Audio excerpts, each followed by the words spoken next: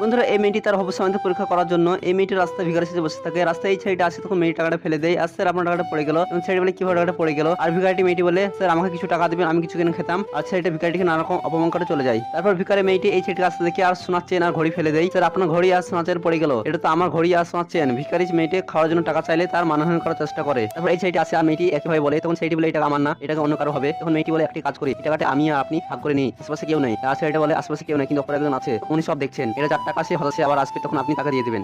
আর ছেলে দুটো তাদের বিজনেস নিয়ে নানা কথা বলছিল। তখন এই ছেলেটি বলে তুমি করো, আমি ছোটখাটো একটা কাজ শুরু করেছি, বলতে পারেন ছোটখাটো বিজনেস। আর এই ছেলে দুটো এই ছেলেটাকে নানাভাবে অপমান করতে থাকে। তারপর এই কাজে ছেলেটি ঝাড়ুতে আসে আর ছেলেটি পায়ে লাগে আর খেপে গিয়ে তাকে নানাভাবে অপমান করতে থাকে। তখন এই ছেলেটি বলে আপনি খামখাতে ওনাকে অপমান করছেন, আমি ওনার ক্ষমা চাইছি, দরকার হলে আপনার জুতোটা মুছে দিচ্ছি। আর ছেলেটি জুতো মুছতে চায়, তখন মেয়েটি চলে আসে। তখন এই মেয়েটি আসে বলে আপনারা দুজন বাড়তি এক্ষুনি বেরিয়ে যান। তখন ছেলে দুটো বলে আমাদের বিষয় না জেনে ছেলে বের করে দিচ্ছেন কেন। তখন মেয়েটি এই ছেলে মেয়ে দুজন ডাকে, আপনারা দুজন এই পরীক্ষাটা ফেল করেছেন আর রাহান তুমি পাস করেছো। আর মেয়েটি ডেটে যাওয়ার জন্য অফার করে।